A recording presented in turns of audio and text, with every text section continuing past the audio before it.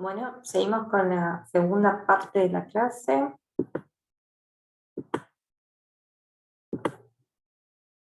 Bien.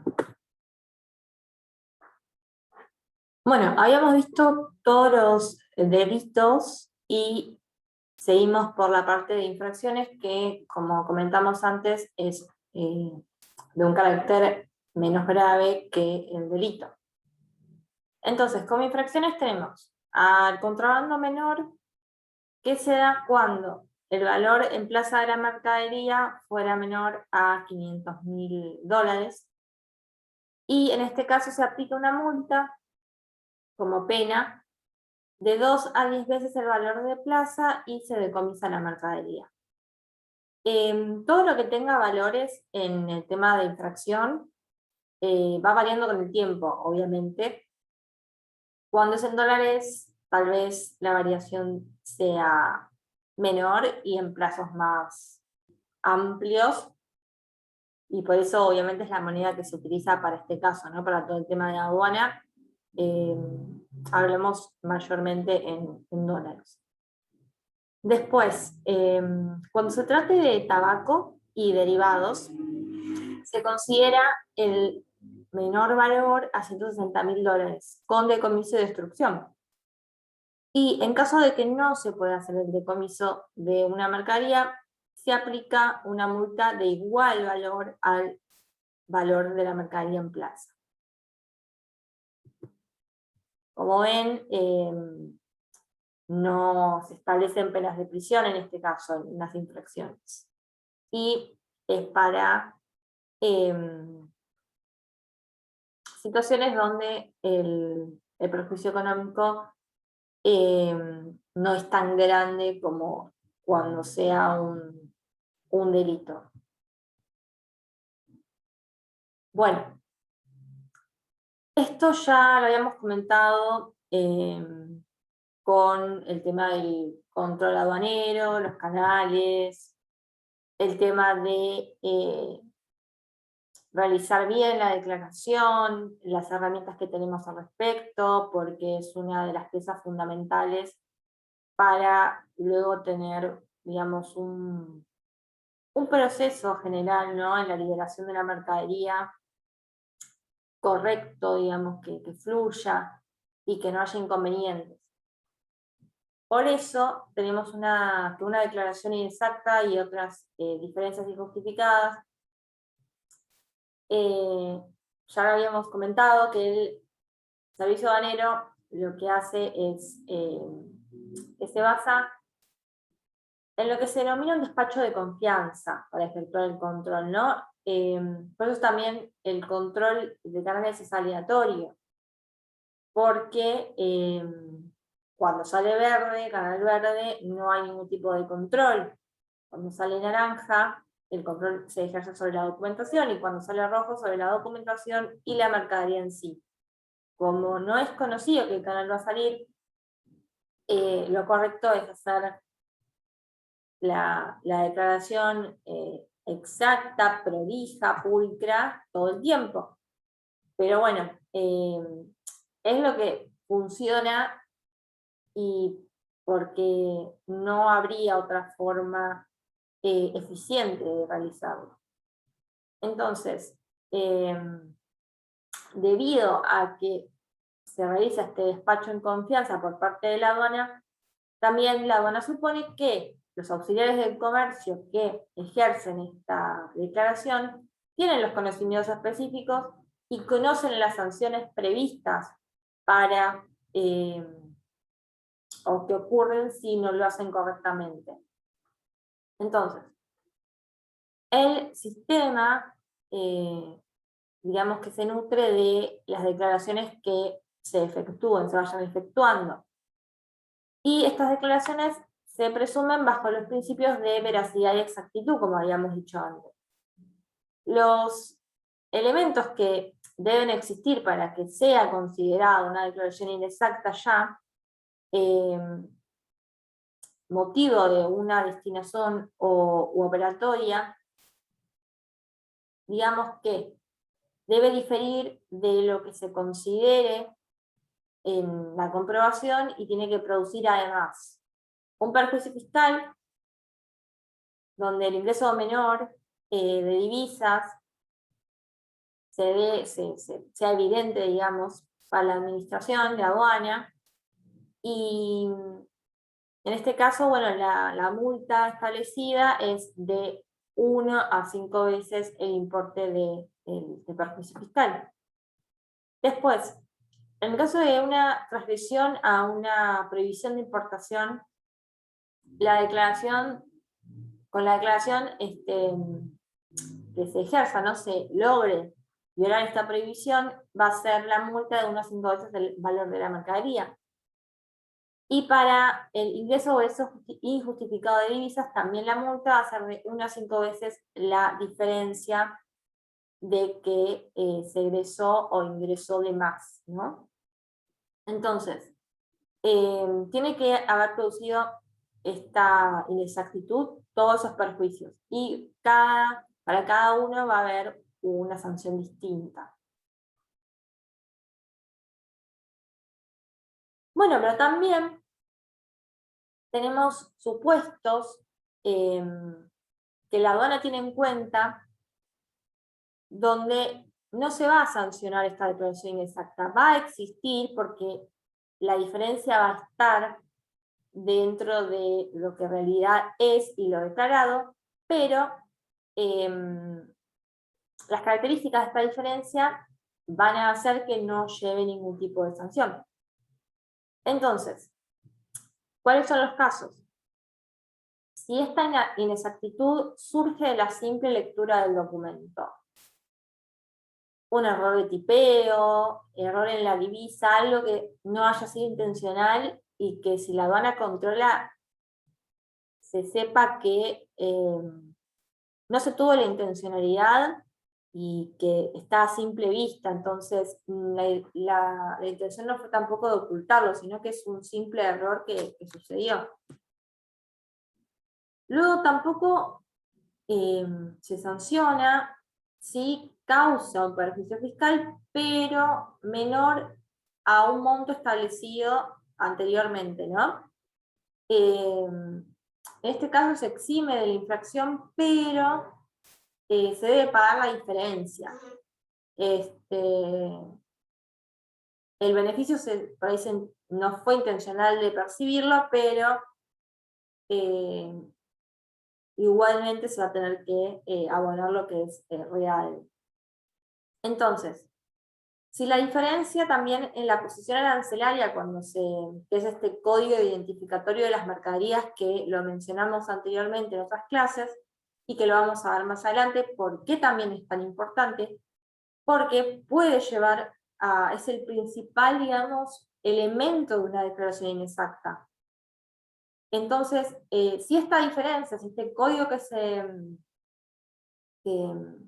declaró es distinto al que verdaderamente es, pero todo lo inherente a ese código que se declaró está mal, pero los tributos no exceden el 2% de la diferencia,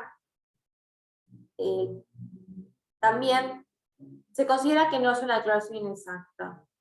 La reglamentación lo puede aumentar hasta un 6% de diferencia. Eso depende de los casos, pero cuando es una diferencia mínima puede también considerarse que no se sancionará.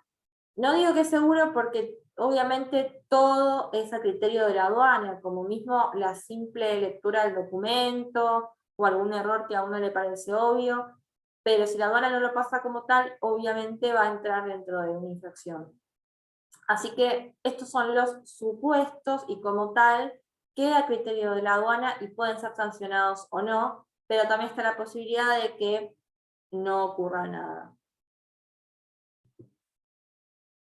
Bueno, otra infracción que tenemos es mercadería a bordo sin declarar. Esto es cuando en un medio de transporte se halla mercadería oculta que no fue declarada en los manifiestos que vimos anteriormente, entonces corresponde el decomiso de esta mercadería y se aplica al transportista una multa igual del valor de la mercadería. Porque obviamente todo lo que no se declara en los manifiestos de rancho, de pacotilla, vimos que es considerado mercadería para importar. Y mismo que haya mercadería oculta, también se considera a tal motivo. Y bueno, mercadería no declarada va a haber, o sea, va a ser en sí una infracción y su pena va a ser esta multa que es igual al valor de la mercadería.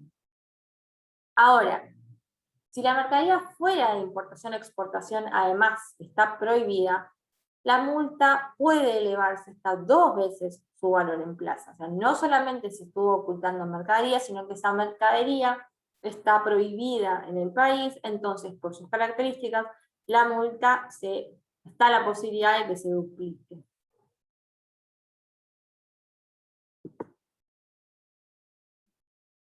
Bueno, la transgresión a las obligaciones impuestas como condición de un beneficio. ¿Qué significa esto? Cuando la aduana, o digamos en sí la reglamentación, ¿no? El código aduanero, alguna notificación o reglamentación que se imponga y que digamos, se trate de cualquier beneficio, ¿no? A la importación y exportación es independiente de qué operación sea, sino que establezca un beneficio, va a traer, digamos, consigo una serie de obligaciones para poder ser beneficiario de eso. Por ejemplo, si yo quiero un drawback, que es una parte de los tributos que se pagaron para importar un insumo, por ejemplo, que después exporto, eso ya lo habíamos visto en estímulos. Si yo quiero aplicar ese beneficio, la ley me establece que yo debo presentar cierta documentación especificando, por ejemplo, la cantidad de ese insumo que va a tener mi producto de exportación. Entonces yo tengo que hacer una descarga de insumos declarando cuánto pagué por ese insumo, qué cantidad se utiliza en el producto final, toda esa información para que la aduana luego pueda, digamos, hacer todas las cuentas y decir qué me toca a mí de lo que voy a exportar según esa relación insumo-producto, y obviamente lo que yo pagué, ¿no? Para importar ese insumo, ¿qué me va a devolver? Pero para eso tuve que, como obligación, para tener este beneficio, tuve que haber presentado esa información de insumo-producto. Así con todo beneficio trae aparejado una obligación para poder tenerlo. Entonces, ¿qué pasa si yo transgredo esas obligaciones o no las cumplo o lo que sea, que eran parte de un beneficio? Entonces, el que no cumplió con la obligación que hubiera condicionado el otorgamiento de, primero, una excepción a una prohibición de importación o exportación para consumo, será sancionado con el comienzo de la mercadería. En caso de una excepción total o parcial de tributos, será sancionado con una multa de 5 veces los tributos. De 1 a 5. 5 es el máximo. Después, en el caso de un estímulo de exportación, si se pidió, ¿no? Para consumo, será sancionado con una multa de 1 a 5 veces el importe del estímulo. Y en este caso serán sancionados el titular de la mercadería y el autor de la transgresión solidariamente. Entonces, si se pidió cualquiera de esos beneficios y se hubiera transgredido o no cumplido con las obligaciones para tener ese beneficio, depende cuál sea, va a tener una multa asociada.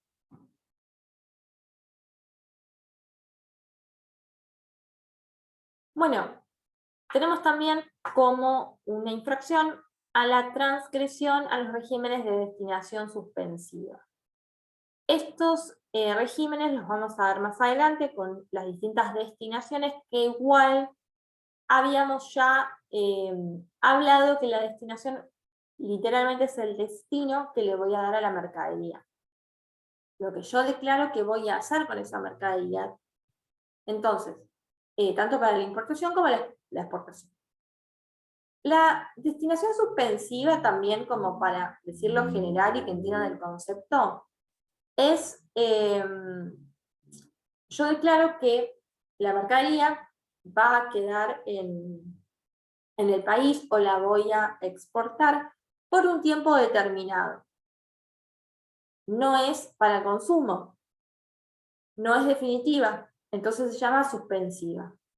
Como no queda definitivamente en el territorio, una de las ventajas, que es algo relacionado también a esto, ¿no? A lo que se puede transgredir, yo puedo usar una destinación suspensiva para no pagar tributos. Yo solamente los garantizo. Entonces, la idea es garantizarlos para solamente que la aduana se quede tranquila de que si no lo cumplo, se queda con esa garantía. Pero bueno, es solamente para asegurarse, pero yo en los regímenes de destinación suspensiva voy a tener un plazo para realizar lo que quiera con esa mercadería, tanto en la Expo como en la Impo, y luego la voy a tener que retornar o la voy a tener que enviar de vuelta. O sea, no puede quedar acá bajo el régimen de destinación suspensiva. Vamos a ver que hay otras excepciones, pero propiamente dicho, destinación suspensiva pura, es Impo-Expo de mercadería que queda por un tiempo. Esto, ya le digo, el principal beneficio es que no se pagan tributos, sino que se da una garantía. Entonces, sabiendo esto y sabiendo este beneficio que trae, es que al no cumplirse con los requisitos de importación o exportación, se sanciona al titular de la mercadería con una multa de 1 a 5 veces el valor de los tributos, y estos no podrán ser inferior al 30% al valor de la mercadería. Y si la mercadería fuera que está prohibida, también se procede al decomiso. Y además se ejecuta la garantía. Requisitos, bueno, son los propios de esta destinación, y uno de los principales es obviamente cumplir con el plazo.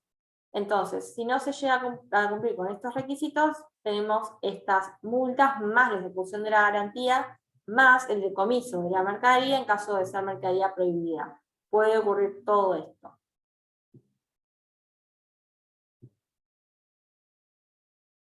Bueno, relacionado con la mercadería no declarada anteriormente, tenemos la transgresión a los regímenes de equipaje, pacotilla y franquicias diplomáticas.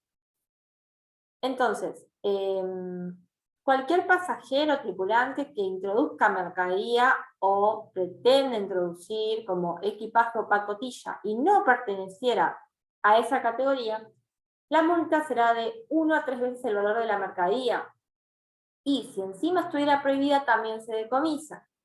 Ahora, en caso de que se introdujera o se pretendiera introducir la mercadería que sí perteneciera al régimen de pacotilla o de equipaje, pero que no haya sido declarada o falsamente declarada, en ese caso es una multa de la mitad a 2 veces el valor de la mercadería.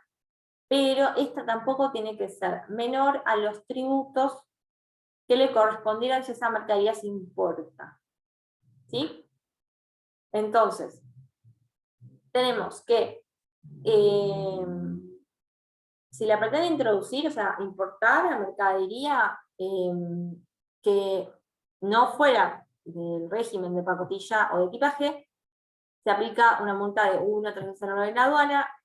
En otro caso es que sí perteneciera, pero o no se declarara o fuera falsamente declarada, la multa va de la mitad a 2 veces el valor de la mercadería. mientras no fuera menor a lo que pagaría esa mercadería si se importara para consumo. Y otro caso es que el que transfiera la propiedad de mercadería ingresada como equipaje, pacotillo, franquicias diplomáticas, será sancionado con una multa de 1 a 3 veces el valor de la mercadería. Y a quien le fuera transferida esa mercadería también es sancionado junto con el autor en caso de que tuviera fines comerciales. Es decir, cualquier mercadería que no se declare como tal para la importación, sino que no es parte del equipaje, es parte del equipaje de la tripulación. Entonces yo luego ingreso esa mercadería y se la doy a alguien y la vende. O sea, o mismo la ingreso, sabiendo que el equipaje tiene que volver. Bueno, obviamente se está realizando una infracción y depende de la situación también va a tener su multa correspondiente y en caso de que la mercadería sea prohibida, va a tener un decomiso. Bueno, tenemos también una transgresión al régimen de envíos postales, que es aquella que fuera a llevar, ¿no? Etiqueta verde u otra identificación que indicara el control de aduana y no la tuviese, que no fuera admitida por envío postal y se manda igual, y en los dos casos se procede al decomiso de la mercadería. Básicamente en este caso los envíos postales tienen unas características del tipo de mercadería que se puede enviar por ese medio. Entonces, bueno, y también tiene elementos de control, ¿no? Que son previos o que pueden demostrar que es lo que está adentro del envío postal fue controlado. Si esos controles no se pueden ver, si no tienen identificación, si fuera mercadería que no se puede enviar bajo un envío postal, en esos casos directamente se procede al decomiso de la mercadería directamente. Bueno, tenemos otra infracción. Hay varias, como ven, que pueden suceder, que es tenencia injustificada de mercaderías de origen extranjero con fines comerciales o industriales. Tenencia injustificada. Entonces, el que tuviera mercadería extranjera que no tenga aplicado el instrumento fiscal será sancionado con el decomiso de la mercadería y una multa de 1 a 5 veces el valor en plaza. ¿Qué es este instrumento fiscal que se dice acá? Bueno, por ejemplo, los impuestos internos los pagan ciertas mercaderías, ¿no? Que por cuestiones específicas se estableció así, como el alcohol, cigarrillos, instrumentos de lujo. Entonces, para tener un control sobre ese impuesto especial que pagan, ¿no? Es que tiene adherido un instrumento fiscal, que si ven alcohol o cigarrillos importados, van a ver que tienen etiquetas de control de AFIP que la misma mercadería que sea nacional no la va a tener. Y eso, bueno, obviamente sirve para saber que es legítimo, pero es importante conocer estas cosas, saber que es legítimo, que se importó legítimamente, y bueno, que no fue producto de ninguna infracción, ningún contrabando. Entonces, en caso de que no se cumpla esto, será sancionado con el decomiso y una multa de 1 a 5 veces el valor en plaza de quien no posea la documentación de esta mercadería extranjera que tiene en posesión. Y en caso de que faltara el instrumento fiscal o estampilla, la aduana puede secuestrar la mercadería y llevarla a depósito. Así que cualquier mercadería que se tenga en posesión, que sea para comercializar, debe tener sus papeles al día y debe tener el control, depende del tipo de mercadería que sea. Bueno, entonces, terminamos por hoy esta clase. Esta clase en sí tampoco va a haber actividad, porque bueno, es algo para que conozcan. La idea es que no se encuentren con ninguno de ellos, ¿no? De ningún delito, de ninguna infracción, y lo comentan. Pero es bueno conocerlos porque obviamente hay que saber también lo que no se puede hacer. Lo que sí, desde hoy se va a abrir un foro no de consulta, digamos, sino de debate, que está relacionado con la clase, no la anterior, sino la otra, donde vimos los agentes de la 5, donde vimos los diferentes agentes del servicio banero, y tiene que ver con, digamos, puntualmente con la responsabilidad del despachante de aduana, que nosotros vimos el papel que tiene, ¿no? La participación. Entonces, quiero que repasen eso, porque es muy importante también saber el papel que tiene uno, y que pongan ahí con sus palabras y su opinión qué es importante, qué papel, qué rol cumple el despachante de aduana, qué pros y contras hay, ¿no? De esas responsabilidades, porque obviamente vimos que tienen grandes responsabilidades y deben tener grandes controles para su trabajo. Entonces, ¿qué ven de positivo y de negativo de eso? Así que bueno, como les dije, por favor tengan todos los trabajos al día. Yo obviamente los voy a ir chequeando y